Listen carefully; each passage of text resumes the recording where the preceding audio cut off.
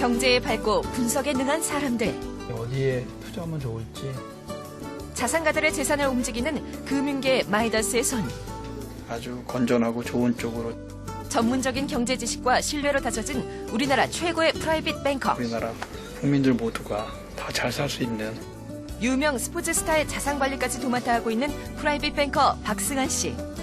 금융 환경의 변화와 고소득층의 증가로 PB가 각광받는 요즘. 프라이빗 뱅커의 세계로 함께 떠나보자.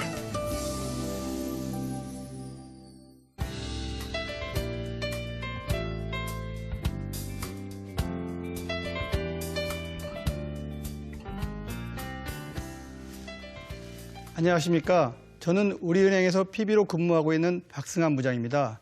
제가 오늘 여러분들께 PB란 무엇인지에 대해서 설명드리러 이 자리에 나왔습니다. PB 하면은 프라이빗 뱅커 또는 프라이빗 뱅킹이라고 표현합니다. 고객의 자산을 갖다가 관리해주는 서비스라든지 고객의 자산을 관리해주는 관리인으로 표현되고 있습니다. 근데 최근에는 은행뿐만 아니라 증권사, 보험사에서도 서비스를 하다 보니까 WM 웰스 매니저 또는 FP, 파이낸셜 플래너라는 그 용칭을 같이 사용되고 있습니다. 한마디로 PB를 말씀드린다 그러면은 PB는 그 돈을 잘 관리해주는 재산 관리인이라고 말씀드릴 수 있습니다. 그러면은 PB가 어떤 일을 하고 있는지에 대해서 간략하게 설명을 드리겠습니다. 앞에서 말씀드린 것처럼 재산 관리인이기 때문에 고객의 돈을 잘 관리해주는 게 기본적인 일입니다. 근데 그 활동하는 그 금융기관에 따라서 조금 다소 차이가 납니다. 은행의 경우는 고객의 재산을 갖다가 예금이나 적금, 펀드, 보험, 외환, 신탁 같은 경우로 관리를 해드리고요. 증권사 같은 경우는 주식이나 채권, 펀드, 랩 등으로 관리를 해드리고 있고요. 보험사 같은 경우는 일부 펀드를 관리해드리고 있지만 주로 보험 상품으로 해드리고 있습니다. 따라서 PB들은 이런 상품들에 대해서 잘 알고 관리해드리는 게 기본적으로 필요한 것입니다. 근데 부자들은 꼭 수익률만 많이 내는 걸 중요하게 생각하지 않습니다. 부자들 같은 경우는 세금에 대해서도 굉장히 민감하시기 때문에 PB는 절세에 대해서 어느 정도 알 수 있는 기본적인 세무 지식이 필요하고요. 또 돈 많은 분들 같은 경우는 부동산도 많이 가지고 계시기 때문에 부동산에 대해서 기본적인 지식도 갖고 있어야 됩니다. 또한 나름대로 PB들 중에서는 골동품이라든지 미술품이라든지 아니면 경매 같은 다양한 분야에 대해서 공부를 하고 고객들한테 제공해 주는 경우도 있습니다. 어쨌든 고객이 원하는 거면은 무엇이든지 다 제공하는 게 PB의 임무입니다. 저 같은 경우는 재미있는 에피소드가 하나 있는데 고객이 자녀 결혼식 주례를 부탁해가지고 주례를 쓴 경우도 있습니다. PB 일을 할 때 장점과 단점이 있는데요. 이 장점과 단점을 따지고 보면 어떻게 보면은 장점이 곧 단점일 수 있습니다. 무슨 말씀이냐면은 PB는 고객의 재산을 관리해 주는 사람이기 때문에 고객보다 더 많은 지식과 노하우를 갖고 있어야 됩니다. 그러면 그런 지식과 노하우를 갖고 있으려면은 내 스스로가 굉장히 개발을 많이 해야 되기 때문에 공부를 무궁무진하게 많이 해야 됩니다. 이렇게 공부를 많이 한다는 건 그만큼 내가 노하우가 많이 쌓인다고 해서 나한테 장점일 수 있는데 반대로 얘기하면은 그런 지식을 얻기 위해서 내가 꾸준하게 열심히 공부하고 노력해야 된다는 부분이 또 단점일 수 있습니다.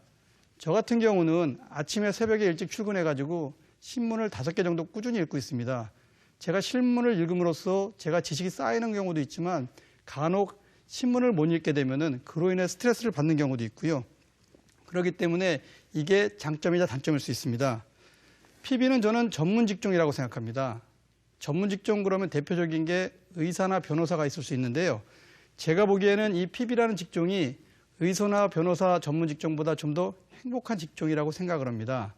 예를 들어서 의사분들 같은 경우는 매일 아픈 환자분들하고 만나고 있지 않습니까? 또 변호사분들 같은 경우는 매일 문제, 사건이 생긴 분들하고 만나서 상담을 해주기 때문에 의사나 변호사분들은 항상 어떻게 보면은 그 고객들한테 길을 뺏긴다고 볼 수 있거든요. 근데 PB 같은 경우는 어쨌든 부자 고객들하고 만납니다.